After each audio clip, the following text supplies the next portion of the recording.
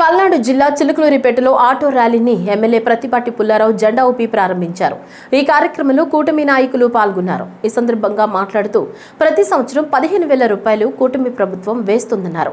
YCP చెప్పే తప్పుడు ప్రచారం ఎవరూ నమ్మవద్దని, ఇచ్చిన హామీలన్నీ అమలు చేసే ప్రభుత్వం కూటమి ప్రభుత్వం అని కొనియాడారు.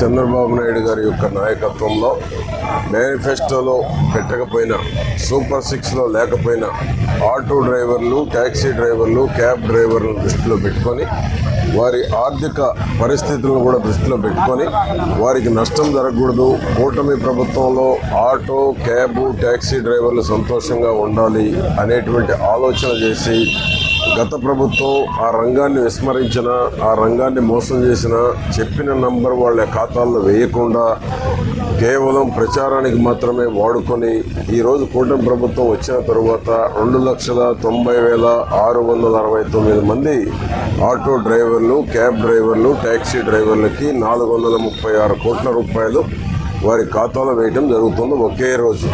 గత ప్రభుత్వాన్ని పోల్చుకుంటే గత ప్రభుత్వం 2,61,000 మందికి పేపర్ ప్రకటన ఇచ్చారు తప్ప వాళ్ళు వేసింది దాంట్లో సగం కూడా ఉండేటువంటి అవకాశం లేదు. అది 10,000 రూపాయలు మాత్రమే వారి ఖాతాలో వేయటం జరిగింది.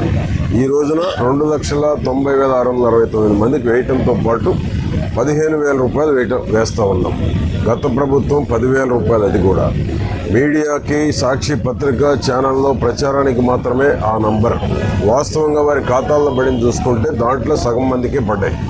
ఈ రోజున 15,000 రూపాయలు పెంచి ఎక్కడ కూడా మేనిఫెస్టోలో కూడా పెట్టకపోయినా ఆటో డ్రైవర్లను దృష్టిలో పెట్టుకొని ఈ యొక్క కార్యక్రమాన్ని చేపట్టడం జరిగింది. దీని ద్వారా ప్రతి సంవత్సరం వారి ఖాతాలో వేయటం జరుగుతుంది. ఇంకా ఎవరైనా వారి ఖాతాలో పడలేదు, అర్హత ఉంది అంటే గ్రీవెన్స్ పెట్టుకునేటువంటి అవకాశం కూడా ఇచ్చారు.